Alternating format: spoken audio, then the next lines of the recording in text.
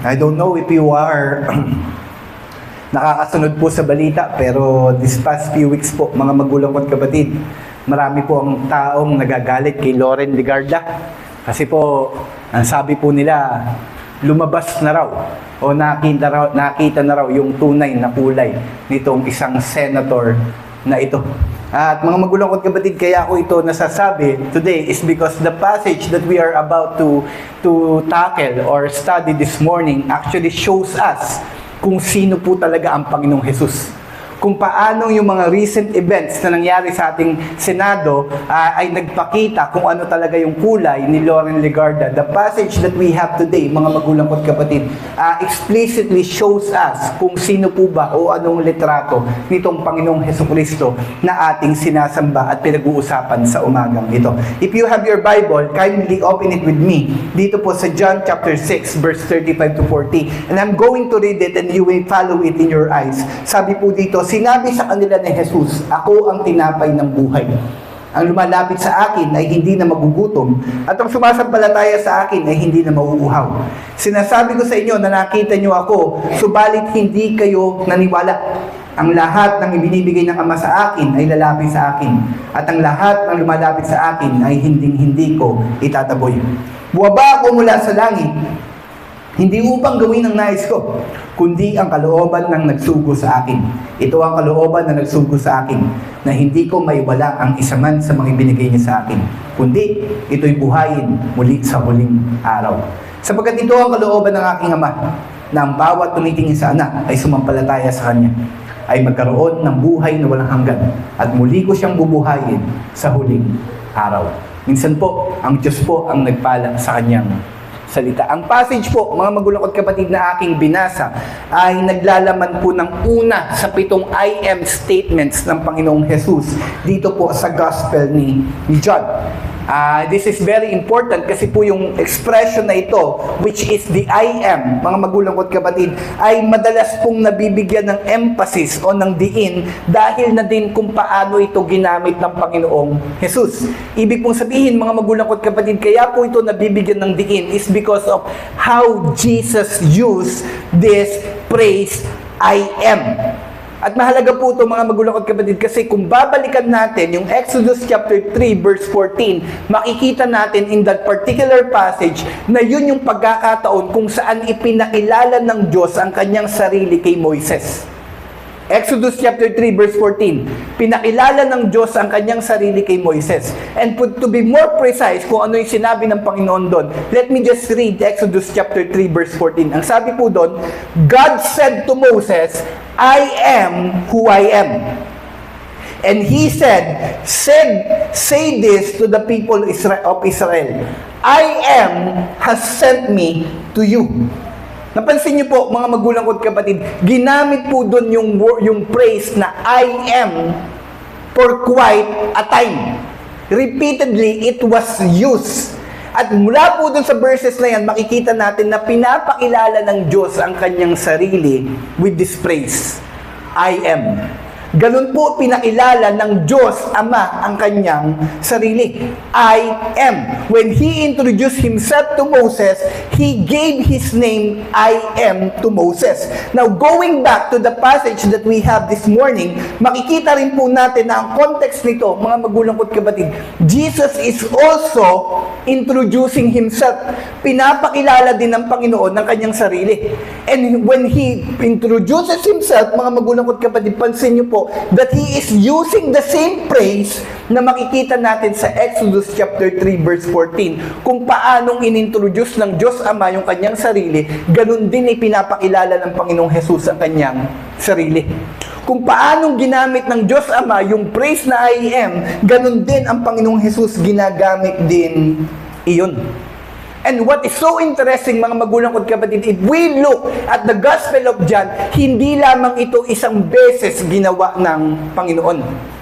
7 beses niyang ipinakilala yung kanyang sarili using the word I am. Ito po yung dahilan, mga magulang ko at kapatid, kung bakit sabi ko, lagi po itong nabibigyang diin. Napansin niyo po? Now it makes sense kung bakit ito nabibigyang diin. Because when you connect it to the Old Testament passages, mga magulang ko at kapatid, we can conclude, we can make this assumption na when Jesus used this phrase to actually introduce Himself, ang ginagawa ng Panginoong Jesus, hindi niya lang simpleng pinapakilala kung sino siya. He is also claiming yung katotohanan that the Father and Him, that the Father and the Son is actually one. They are one. Kasi kung paanong pinakilala ng Diyos Ama yung kanyang sarili, that is the same way na pinapakilala ni Jesus ang kanyang sarili. But notice, mga magulang ko at kapatid, na hindi basta-basta binitawan ng Panginoong Jesus ang claim na ito. He didn't claim to be the I am recklessly. Hindi niya ito basta-basta sumigaw lang siya, I am God. Hindi ganun yung kanyang ginawa. And that is an important observation that we should put into consideration.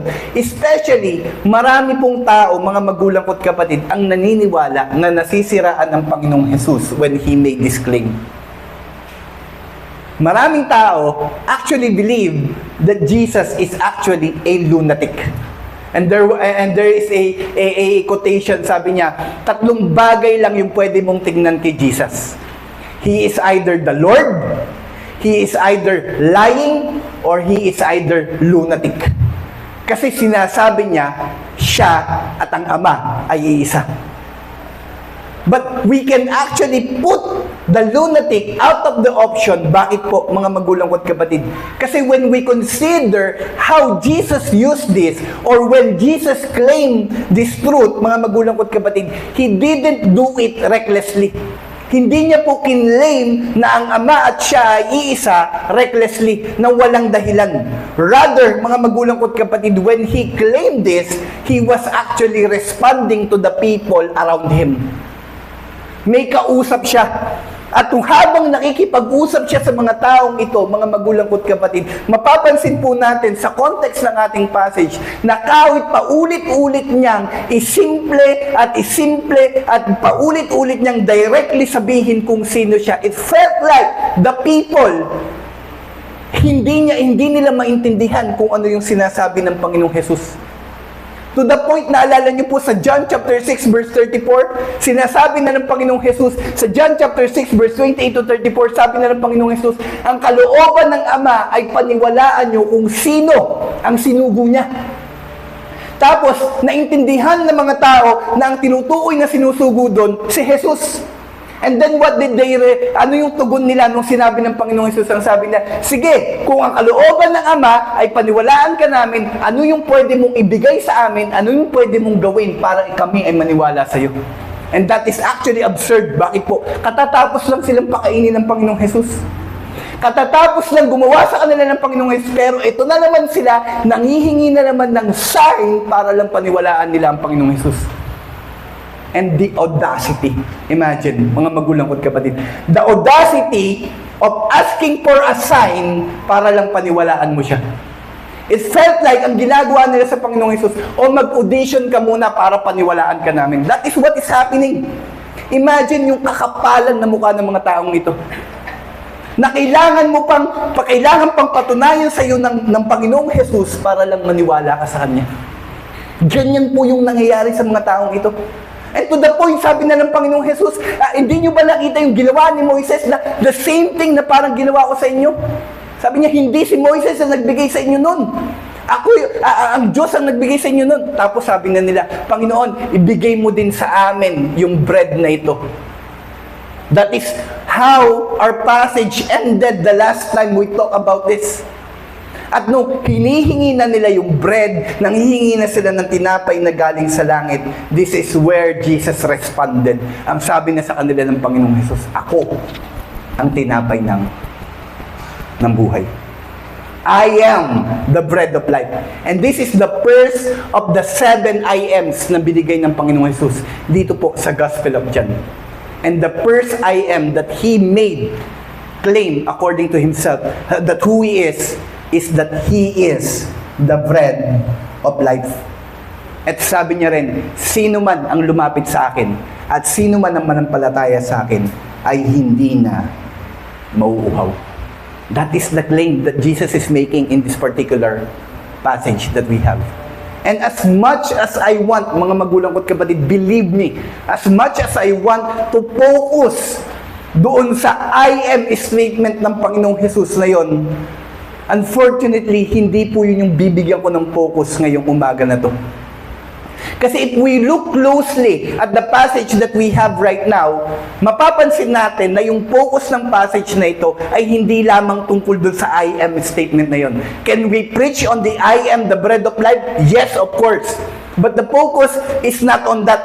At mabibigyan po ng focus yung I am na to sa verse 48, sa John chapter 6 verse 48.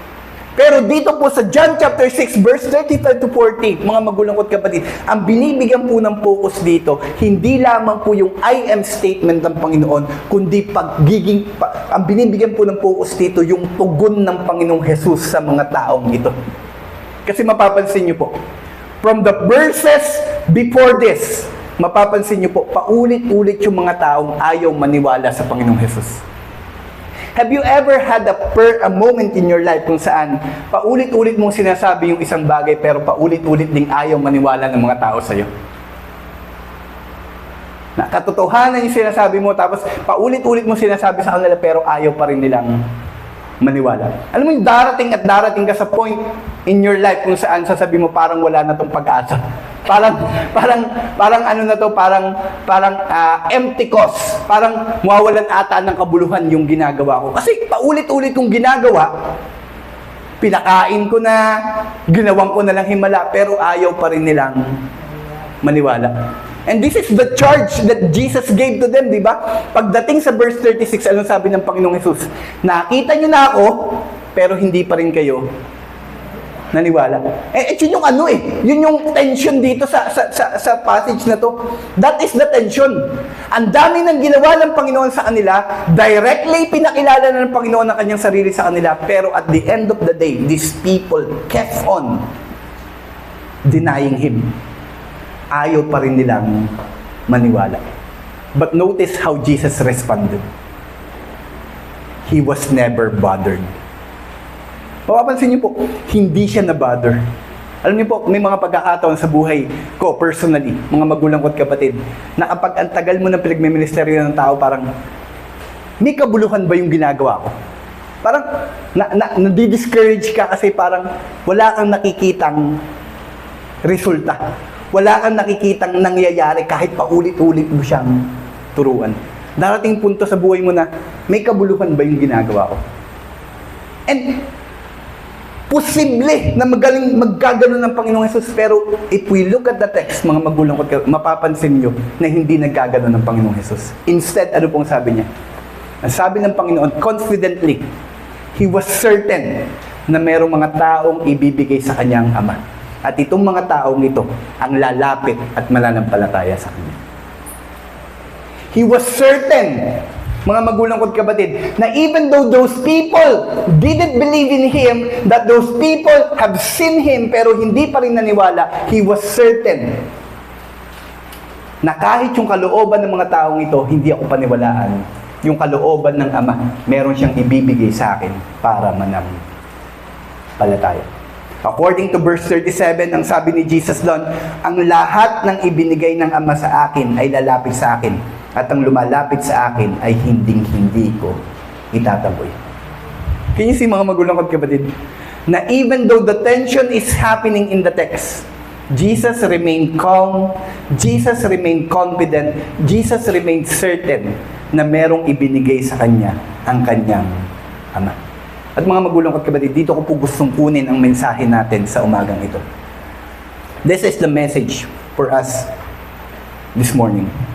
Christ certainty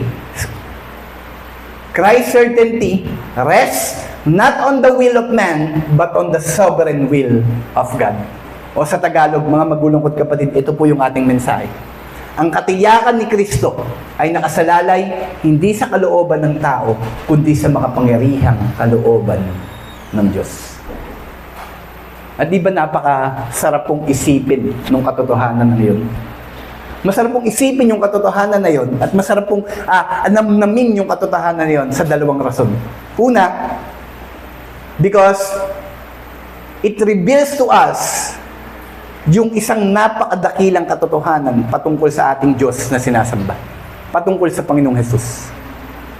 Dahil ang katiyakan ng Panginoong Hesus ay nakasalalay hindi sa kalooban ng tao, kundi sa kalooban ng Ama. Mga magulang ko't kapatid, it tells us something great about the Lord Jesus Christ. At ano po yung napakadakilang bagay na yung patungkol sa Panginoong Hesus? Na yung Panginoong Hesus natin, merong katiyakan. At dapat po itong magbigay kagalakan sa ating mga puso. Mga magulang ko't kapatid, masarap pong isipin na for once in our lives, yung ating sinusundan, yung taong mataas sa atin, may katiyakan. Kasi imagine, mga magulang ko dyan, pag pumunta ka po sa doktor, bibigyan ka niya ng gamot. Bibigyan ka niya ng gamot sa mga dinadaing mo. Pe-prescribean ka niya ng gamot. And that doctor, meron po siyang certainty na epekto yung gamot pero hindi niya pa rin alam. Yung certainty niya, hindi pa rin 100%. Nagigets niyo po ako? Pero ipapainom niya pa rin sa'yo. Pag hindi umepekto, bibigyan ka uli niya ng bago. Have you ever been with a doctor na pagkatapos siyang painom sa'yo yung gamot, kaso di ako sure kung gagana yan, inumin mo ba? But that is not the kind of person we are coming into. The person that we are coming into, the Lord of hosts that we have, mga magulang ko't kapatid, He is certain. Meron po siyang katiyakan, hindi sa at yung katiyakan niya na yun, hindi nakasalalay sa kalooban ng tao, kundi sa kalooban ng Ama. At dahil siya'y may katiyakan, mga magulang ko't kapatid, ibig sabihin nito, anuman ang mangyari, hindi siya mauuga. At di ba napakaganda po nito? Napakaganda po na hindi nauuga ang Diyos na ating sinasamba. After all, hindi laging may certainty, especially when things are going out of our way. Pero hindi ganun ang Panginoon.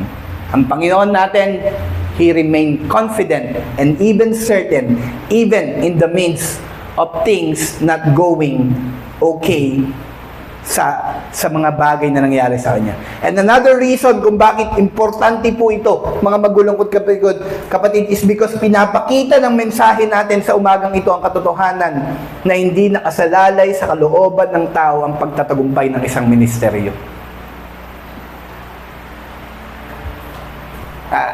Kami po ni Mrs., from time to time, we actually worry kung magtatagumpay ba yung ministry dito sa Limay o hindi. From time to time, we talk about it. Nag-uusapan namin, magiging church kaya kami. And that is one of the primary concerns that I have in my life. Magiging church kaya yung outreach dito sa Limay.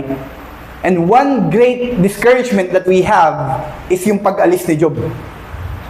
Kasi si Job, mga magulang ko't kapatid, I'm not going to say this as an attack to most of you, pero si Job po, mga magulang ko't kapatid, isa po siya sa mga masisipag umattend ng prayer meeting.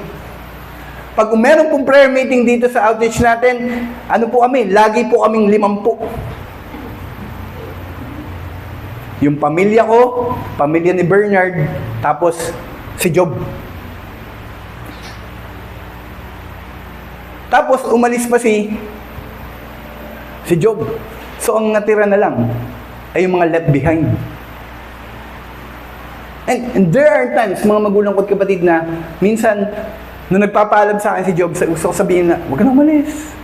Kasi pag umalis ka, I want to be selfish enough na kasi pag umalis ka, kawawa naman yung ministry dito. But it is a great reminder, mga magulang ko't kapatid, ang Panginoong Hesus, hindi niya isinilalay yung ministeryo o yung tagumpay ng ministry niya sa kalooban ng mga tao, kundi sa kalooban ng Diyos. And this is a great reminder. Bakit po? Kasi yung katotohanan ito, hindi lang dapat nagbibigay kagalakan sa ating mga puso, iniimbitahan din tayo nito, mga magulang ko't kapatid, na kung paanong hindi isinilalay ng Panginoong Jesus yung kalagayan ng ministry niya sa kalooban ng tao, kundi sa kalooban ng Diyos, ganun din ang dapat natin gawin. We should never rest yung ating kondisyon sa kalooban ng tao, kundi sa kalooban ng Diyos. We should be certain, not because people are making a positive respond, rather, we should be certain kasi alam natin yung sinabi at pinangako ng Panginoon. That is our certainty. That is our confidence. Na kahit yung mga tao hindi maniwala, kahit yung mga tao walang ginagawa, we can still rest doon po sa salita ng Diyos. At yun po yung ginawa ng Panginoong Jesus na makikita natin dito sa ating text. Kasi, and can you imagine, mga magulang ko't kapatid, kung ang ating tagumpay ay nakasalalay sa mga tao? Mga magulang ko't kapatid, nakakalungkot yun. We are in a terrible situation if that is the case. Bakit po? Kasi have you seen the text? The text is introducing to us a group of people na pinakain ng Panginoon personally. Nakita ang Panginoon personally. Narinig ang Panginoon personally. Pero at the end of the day, naniwala pa rin ba sila? No. They didn't. Yun yung kalooban ng tao. Yun yung sitwasyon ng tao. At kung isilalay mo sa kanila yung tagumpay ng ministry, kawawa. That is why the invitation that we have this morning today is this. Rest, hindi sa kalooban ng tao, kundi dun sa sovereign will ng Diyos. Isaalang-alang natin, hindi lamang yung ministry, kundi yung ating buhay, as well as personal lives, ating trabaho, hindi sa mga bagay na yan, kundi sa kalooban ng Diyos. At dito po sa ating text, mga magulang ko't kapatid, dalawang bagay po yung pinapakita sa atin nito patungkol sa katiyakan ng Panginoong Jesus. Dalawang katiyakan ang meron ng Panginoong Jesus. Una, this is the first certainty that He has. Una, certain siya, tiyak siya, sigurado siya, that those whom the Father gives will surely come. Na lahat ng ibinigay ng Ama, lalapit sa Kanya. Sigurado siya doon. At pangalawa, mga magulang ko't kapatid, sigurado din siya that those who will come, the Son will keep. Sigurado din siya doon. Dalawang bagay ang sigurado ng Panginoon na pinapakita sa atin ng text. Una, may ibinigay ang Ama sa anak. Pangalawa, yung ibinigay ng Ama, iingatan ng anak. And that is the points that I have this morning. Let us look at them one by one. First, let us look at those whom the Father gives will surely come. Sa John chapter 6, verse 35 to 37, sabi po doon, sinabi ni Jesus sa kanila, ako ang tinapay ng buhay. Ang lumalapit sa akin ay hindi na magugutom at ang sumasampalataya sa akin ay hindi na mauuhaw. Sinasabi ko na sa inyo, nakita ninyo ako, subalit hindi kayo naniwala. Ang lahat ng ibinibigay ng Ama sa akin ay lalapit sa akin. Napansin niyo po yung praise na yun? Sabi po ni Jesus, ang lahat ng ibibigay ng Ama sa akin ay lalapit sa akin. He was so certain na merong ibibigay sa kanya yung Ama. He was so certain about that. Mga kapatid, yung passage po na ito na aking binasa ay naglalaman ng dalawang bagay. Declaration and the charge na meron ng Panginoong Jesus laban sa mga tao. Una, may declaration. Ano yung declaration niya? Sino siya? Sabi niya, ako ang tinapay ng buhay. That is the first declaration na meron siya dito sa passage na aking binasa. At pangalawa, mga magulang ko't kapatid, the second declaration that He gave is this. Ang lumalapit sa akin, hindi na mauuhaw, at ang mananampalataya sa akin, ang lumalapit sa akin, hindi na magugutom, at ang mananampalataya sa akin, hindi na mauuhaw. And that is actually very ironic. Kasi di ba, kung tinapay ka ng buhay, dapat, para hindi magutom ang mga tao, hindi lang dapat lapitan ka, kundi dahil dapat kainin ka. Pero hindi niya sinabi na kung sino man ang kumain sa akin, hindi na magugutom. Hindi, sabi niya, kung sinong lumapit sa akin, hindi na magugutom. And another ironic thing is this, hindi naman nakakapukaw ng uhaw yung tinapay. Pero sabi niya, sino man ang sumasampalataya sa akin, hindi na mauuhaw. So, ano yung sinasabi ng Panginoong Jesus dito?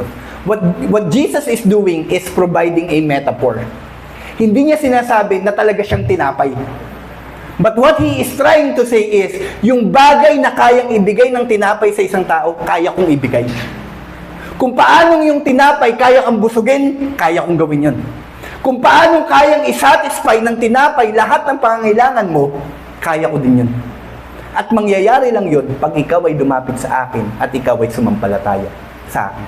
That is the declaration that he is making in this particular passage. But the problem is, he is making a charge against these people. Sinasabihan niya yung mga tao, kaso hindi kayo naniniwala. Nakita niyo na ako, nakita niyo na ako sino yung tinapay ng buhay, pero ayaw niyo pa rin maniwala. And in this midst of tension that is happening, ang sabi ng Panginoong Jesus, pero kahit ganyan kayo, kahit ganyan yung nangyayari, I am certain na merong ibibigay sa akin ng Panginoon. Na meron pa rin ipapadala, na meron pa rin taong ilalapit sa akin ng Panginoon, ang Diyos. So ano po yung point dito?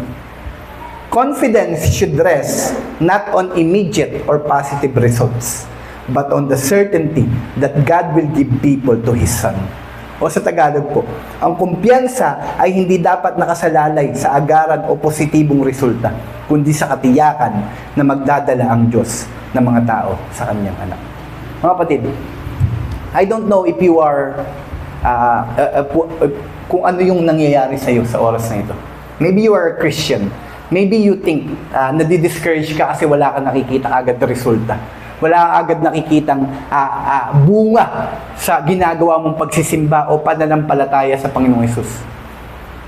Pero mga magulang ko at kapatid, ang panalangin ko sa oras na to, ang gusto kong makita mo sa oras na to ay kung paano tinignan nito ng Panginoong Hesus. Ang Panginoong Hesus, hindi niya isinalalay yung takbo ng kanyang ministeryo, yung bagay na nangyayari sa kanya sa immediate results. Rather, isinalalay niya yung bagay na ito sa kalooban ng Diyos. At mga magulang ko at kapatid, ito yung bagay na hindi natin dapat pinapalampas. Especially since kagaya ng Panginoon, we are also in the ministry. May mga pagkakataon na ipapersuade natin yung mga taong manampalataya, ipapersuade natin yung mga taong lumapit sa Panginoong Hesus. And when we do that, kapag dumating na po tayo sa punto na ini-invite natin yung mga taong lumapit sa Panginoong Hesus at manampalataya sa Panginoong Hesus, darating yung panahon mga magulang ko at kapatid, tatanggihan nila tayo. I don't know if you ever had that experience. Meron kang inimbita pero ayaw nila sumama. Meron kang pinopersuade na manampalataya pero ayaw nila manampalataya. And alam niyo po, pagka wala ng resulta, that can be very discouraging. That can be very para bang nakakawalan ng gana. And this is why napakahalaga ng katotohanan ito. Kasi this truth shows us na maging si Jesus dumating din sa time na yun. Pero hindi siya pagbagabag. Hindi siya nagbagabag. Bakit po? Kasi at the end of the day, ang confidence niya hindi doon sa immediate results, hindi doon sa positive results, kundi sa kalooban ng Panginoon. Sigurado si Jesus na hindi man maniwala ang mga taong ito, may darating at meron pa rin ipapadala ang Diyos sa Kanya. At mga kapatid, ang prinsipyo na ito ay tinuturuan tayo na tulad ni Kristo, pwede nating mapanatili ang ating kumpiyansa sa ministeryo, hindi dahil nakakita tayo ng agarang resulta o dahil nakakaranas tayo ng positibong resulta, kundi dahil nakatitiyak tayo na magbibigay ang Ama ng mga tao sa Kanyang anak. At ito po yung ating pag-asa. Ako po personally, I feel this message is so personal to me. It feels so personal to me na ang pag-asa ko, meron ilalapit ang Diyos Ama sa Kanyang anak. Na as I keep on preaching, as I keep on proclaiming the good news, merong mananampalataya, merong dadalhin ang Diyos Ama sa Kanyang anak. Kung patuloy lang ako magpapatuloy. Basta magpatuloy at magpatuloy lang ako.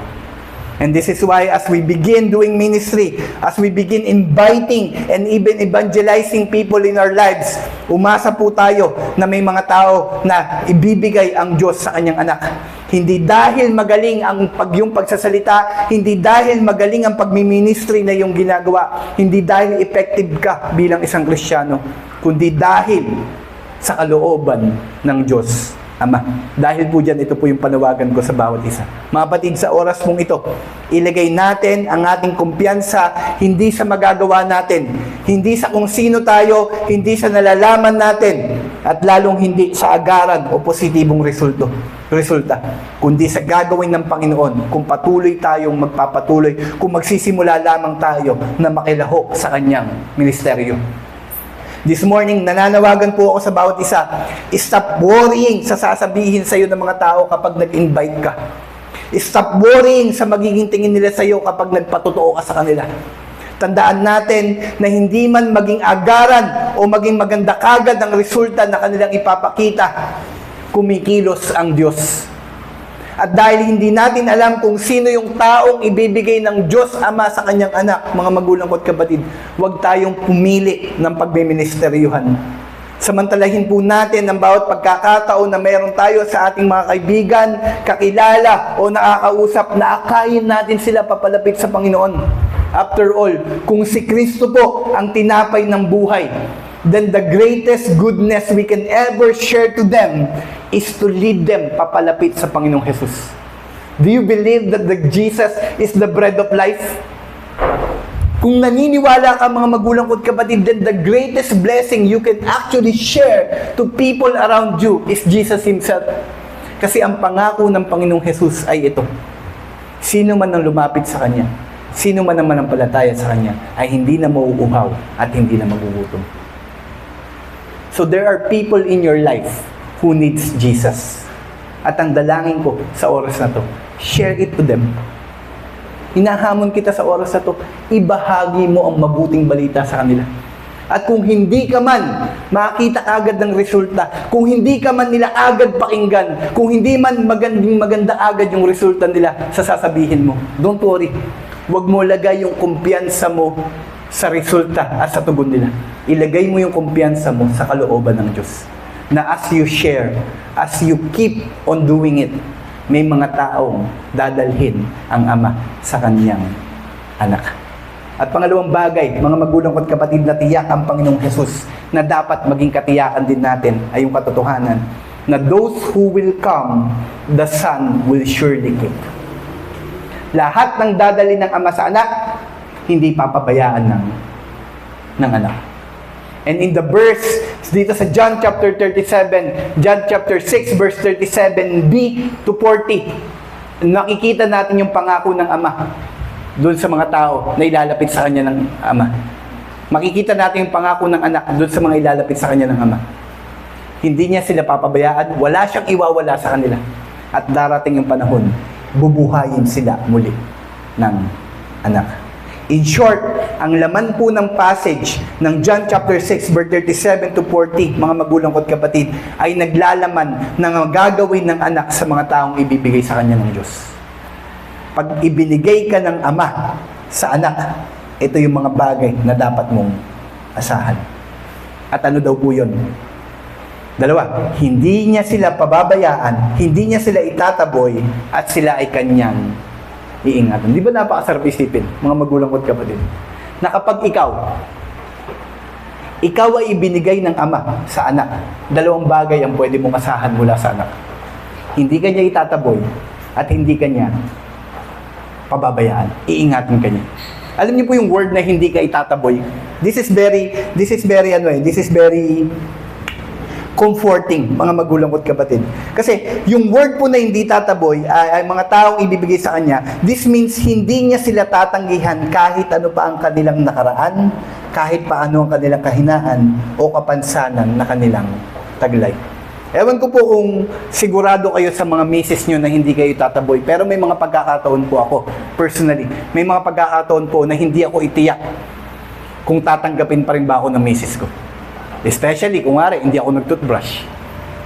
Hindi na ako tiyak kung hindi na ba ako itataboy ng misis ko. Kasi I've had experiences, mga magulang ko at kabi. Ewan ko po sa inyo kung naranasan nyo na rin, na pag bagong gising, Gaganon nila, tapos gusto kong maglambing.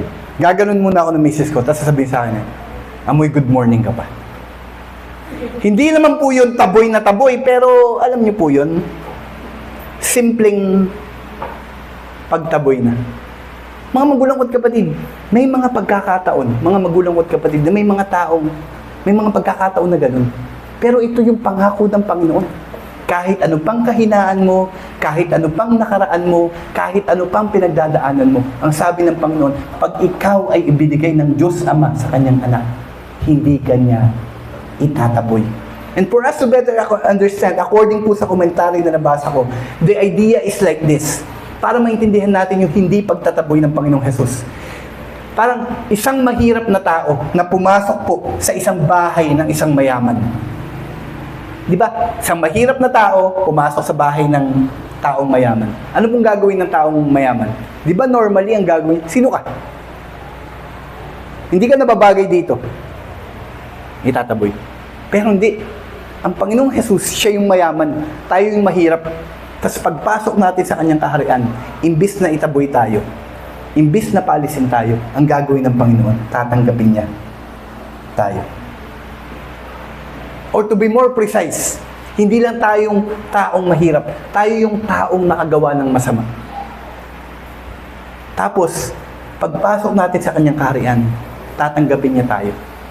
Hindi dahil tayo katanggap-tanggap, kundi dahil ang layunin ng anak ay tuparin ang layunin ng Ama. At ano yun? Ingatan yung mga ibibigay sa kanya ng Ama. And according to Jesus, kapag ikaw ay binigay ng Ama sa kanyang anak, yan yung mararanasan mo. Hindi ka itataboy ng Panginoon. And isn't this a wonderful news, mga magulang at kapatid? Napakasarap po isipin na pagdating ng panahon, pag umarap ka sa Diyos Ama, hindi ka niya itataboy. Bakit po? Kasi andun ang Panginoong Jesus. It's like a courtroom. Merong magtatanggol sa'yo. At yun ay walang iba, kundi ang Panginoong Jesus. And another thing na pinangako ng anak doon sa mga taong ibibigay sa kanya ng Ama, sila ay kanilang iingatan. Sabi ng Panginoong Jesus, wala akong iwawala sa kanila ni isa. Mga magulang, napakasarap nito. Ibig sabihin, hindi ako mawawala dahil sa Panginoong Jesus. At darating yung panahon, muli niya akong bubuhayin. According to Jesus, the reason for all this is because ito ang kalooban ng Ama. At dahil ang misyon ng Panginoong Jesus ay ito pa rin ang kalooban ng Ama, ito din ang gagawin niya sa mga taong ito. And from this, let me give this point. The salvation and security of God's people rest not on their ability, but on the will of God accomplished by the Son, Jesus Christ. O sa Tagalog, ang kaligtasan at katiyakan ng bayan ng Diyos ay hindi nakasalalay sa kanilang kakayahan, kundi sa kalooban ng Diyos na isakatuparan ng kanyang anak. Napakasarap po isipin. Maliligtas ako at mananatili ang kaligtasan ko. Hindi dahil kaya ko, kundi dahil sa Panginoong Jesus. And this point actually reflects yung isang reform principle na ang tawag po ay monergism. Ano po yung monergism, mga magulang ko't kapatid? Tumutukoy po ito sa paniniwala ng mga reformation, ng mga reform people, na ang kaligtasan mula umpisa hanggang wakas ay dahil lamang sa biyaya at dahil lamang sa anak na si Jesus. Naligtas ka dahil sa Panginoong Jesus, mananatili ang kaligtasan mo dahil sa Panginoong Jesus. And this is the thing that our text is actually giving to us. Kasi ang sabi ng Panginoong Jesus, yung mga taong ibibigay sa kanya ng Ama, tatanggapin niya at iingatan niya. Mga kapatid, this is our confidence as our follower of Christ. Ito po yung assurance natin. Ito po yung dahilan natin na kapag may nagtanong sa atin, sigurado ka ba ligtas ka? Oo. At hindi ka nun mayabang. Hindi ka nagiging mayabang when you have confidence na hindi ka pababayaan. Lalo na kung yung confidence mo, hindi mo matatagpuan sa iyong sarili, kundi matatagpuan mo sa kalooban ng anak. We can be sure that we will be ushered in or welcome in sa kaharian ng Diyos, not because of what we did, but because of what Jesus is going to do to us. We can also be sure na hindi tayo mawawala, hindi dahil mababait, o hindi dahil hindi dahil masisipag tayo. We can be sure na maiingatan tayo dahil ang mag-iingat sa atin ay walang iba kundi ang Panginoong Jesus. We have this assurance kasi ito ang pinangakong gawin ng Panginoong Jesus sa mga taong ibinigay sa Kanya ng Ama. Dahil dito, we have no more reason now to confidently proclaim that Jesus is our Lord. We have no reason now to praise the Lord. Wala na tayong rason ngayon para hindi magpuri sa Kanya, especially knowing ito yung mga gagawin sa atin ng Panginoon. Ano pang rason mo para hindi siya purihin? When you begin to realize na ito pala yung pangako sa iyo ng Panginoon, ano pa yung rason mo para hindi siya sambahin? After all, siya na yung gagawa ng lahat upang maranasan natin yung mga pagpapalang ito. Dahil dyan, ano ba naman yung ipagmalaki natin ng Panginoong Jesus? Ano ba naman yung parangalan natin siya? Sabi po sa Romans chapter 12 verse 1 to 2, kaya nga mga kapatid, alang-alang sa habag ng Diyos, ipinapakiusap ko sa inyo na ialay nyo ang inyong mga katawan bilang handog na buhay, banal at kalugod-lugod sa Kanya. Ito ang inyong karapat-dapat na pagsamba. Huwag kayong makiayon sa takbo ng kapanahunang ito. Sa halip, hayaan yung baguhin kayo sa magitan ng pagbabago ng inyong pag-iisip. Sa gayon, mapapatunayan nyo kung alin ang mabuti, kadugod-lugod at ganap na kalooban ng Diyos. Alam niyo po itong Romans chapter 12 verses 1 to 2, bago po ito sinabi ni Pablo, sinabi niya muna yung Romans chapter 1 verses 1, chapter 1 hanggang chapter 11. At dun sa Romans chapter 1 hanggang 11, mga magulang ko, ipinaliwanag dun ni Pablo kung paano maliligtas ang tao. At pagkatapos niya sabihin kung paano naliligtas ang tao, nag-proceed siya sa chapter 12, tapos sabi niya, therefore, kaya nga, ngayong ligtas na kayo, ialay nyo ang inyong sarili bilang handog na buhay sa Panginoong Jesus. Ano ibig sabihin nito? Kung natanggap mo na, kung naniniwala ka na natanggap mo na itong mga pangako, kung ikaw yung pinangakuan ng Panginoon ng mga bagay na ito, anong susunod na gagawin mo? Ialay mo ang kanyang buhay, ialay mo ang iyong buhay sa Kanya bilang handog na buhay. Ibig sabihin, yung pag-aalay noon, ang gagawin pa para may alay, papatayin muna. Hindi. Ang Panginoong Jesus, ang salita ng Diyos sinasabi, ialay mo yung buhay mo sa Kanya bilang handog na buhay. Ano po ibig sabihin nun? Yung buhay mo ngayon, ibigay mo na sa Kanya. Paglingkuran mo na siya, parangalan mo na siya sa lahat ng iyong ginagawa.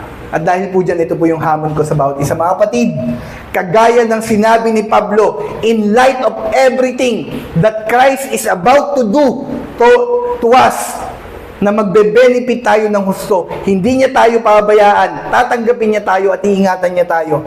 Pinapamanhik ko sa oras na to, in light of everything that Christ is about to do to us. Ito po yung panawagan ko. Paglingkuran po natin siya. Ialay po natin ang ating buhay sa pagpaparangal sa Kanya.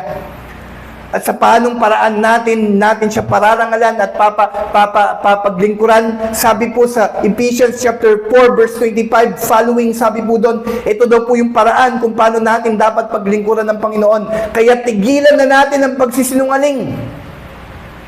The first thing that we need to do as a offering of body sacrifice sa Kanya, tigilan na po natin ang pagsisinungaling. Bawat isa ay magsalita ng katotohanan sa kanyang kapwa sapagkat tayo'y mga bahagi ng isa't isa. Kapag nagagalit kayo, huwag na kayong magkasala. Huwag niyong hayaang lubugan ng araw ang inyong galit at huwag bigyan ng pagkakataon ng dyablo.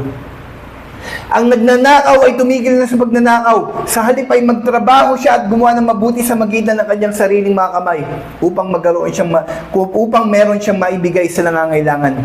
Hindi dapat mamutawi sa inyong mga bibig ang anumang masasamang pananalita, kundi ang mabuting bagay lang na magpapagpatibay upang ito ay makatulong sa inyong mga nakikinig.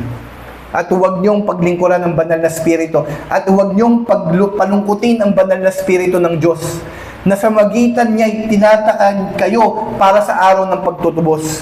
Alisin na ninyo ang lahat ng kapaitan, puot at pagkamuhi, pag-aaway, panlalait, pati ang lahat ng uri ng kasamaan. Maging mabait at mahabagin kayo sa isa't isa. Magpatawad kayo sa isa't isa kung paanong kay Kristo ay pinatawad kayo ng Diyos. In other words, mga magulang ko at kapatid, ito yung paglilingkod na gusto ng Panginoon na gawin natin. Patayin natin yung mga behavior na hindi nakakatulong sa atin at i-cultivate natin yung mga graces ng Panginoon sa ating mga puso. Ganun po tayo sumamba sa Panginoon. What we are doing here is called worship.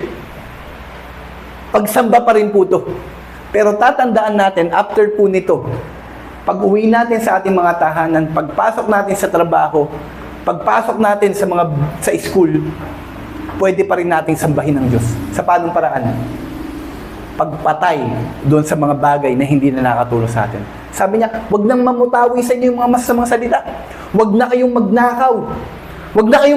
Sa inyong galit, wag na kayong magkasala. At meron pa sabi niya, wag niyong palungkutin yung banal na spirito. Pansin niyo po wag niyong palungkutin yung banal na spirito. Tells us na may nararamdaman ng banal na spirito. He is not just a force, hindi lang siya kapangyarihan ng Diyos kasi meron siyang kalungkutan.